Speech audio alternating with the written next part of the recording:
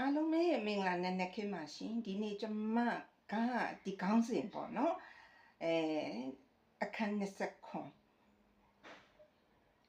အိုက်ဘီတုတေတနာလို့ဆိုရမင်းနော်ပန်းပါလို့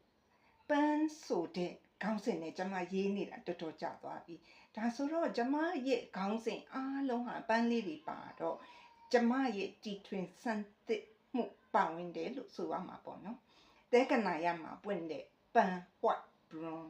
မြန်မာနာမည်မရှိပါဘူးကျွန်မရှာပေးသွားပါပြီချစ်ပွဲလေးလေးအဲ့ဒါကပန်းလေးပေါ့သူနဲ့အတူရှိရင်လက်ဆက်တယ်ဆေးလေးတောက်လိုက်ရတယ်လို့ဖြစ်တယ်အဲ့ဒီလိုကိုဆွဲဆောင်မှုရှိတာလေနင်းနီ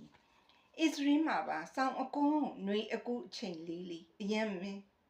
sorry အယမ်းမဲအနက်မွီတဲ့ပန်းတသေးလေးတွေစပြီးပွင့်လာပြီ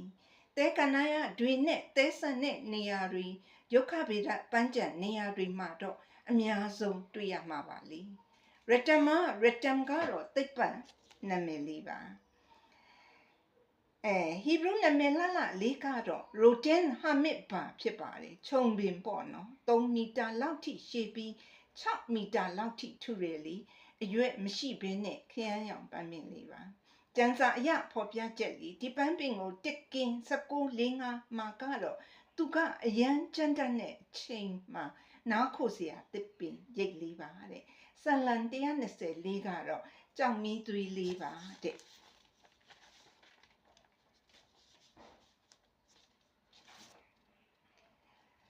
ကြော့34တရားစီရင်တဲ့နေရာမှာတုံးတာပါတဲ့အဲ့ဒီအကိုင်မိရှုပြီးရတာလေကြော့34ပါသူပြောပြထားတာကတော့အရန်စင်းရင်ကြက်တေးတဲ့အချိန်မှာဒီပန်းပေအမြင့်ကိုစားကြတယ်လေဘရွန်စီမန်တဲ့ဂေလီအနီးမှာအာရော့နဲ့အစ္စရေးစစ်ပွဲအချိန်1948မှာလုပ်ခဲ့တာလေတီဘယ်ရီယပ်လို့ခေါ်တဲ့ရေကန်ပေါ့နော်အဲ့ဒီကန်က Jesus Christ ဖြတ်သွားတဲ့ကန်မှာလူတွေအားလုံး Jesus ကနေမကောင်းတဲ့သူကိုဘလိုမျိုးကုတယ်ဆိုတာအံ့ဩဖွယ်ရာတွေ့ရတဲ့နေရာပါအဲ့ဒီအချိန်ကပတ်ဆိုဗာလို့ခေါ်တဲ့ပွဲဖြစ်တဲ့အချိန်လေးပါအက်စတာလို့လည်းခေါ်ပါတယ်ဧပြီလထဲမှာပါ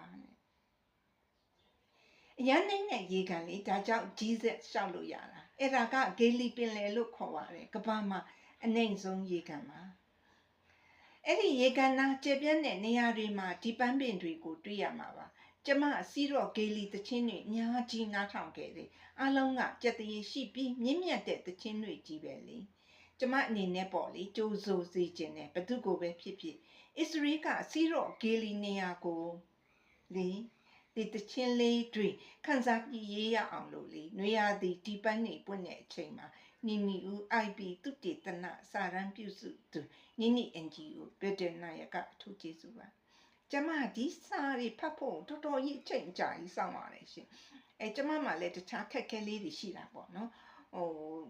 ဒီစာကို copy ထုတ်ရတာလို့စိုင်ရွေးရတာလို့ပေါ့နော်တချို့စိုင်နေကြတော့ဒီစာတွေကို copy မထုတ်ပေးချင်ဘူးရှင်ဒီလိုမျိုးအစ္စရေးကြောင့်ရေးထားတဲ့စာတွေကိုလေကျမမှာခက်ခဲတွေအများကြီးကြော်ဖြတ်ပြီးမှဟဲရီပန်းဆိုတဲ့သူတေသနာကိုလုပ်ရတာပါရှင်အလုံးကိုထူးကျေးဇူးတင်ပါတယ်ချစ်လဲချစ်ပါတယ်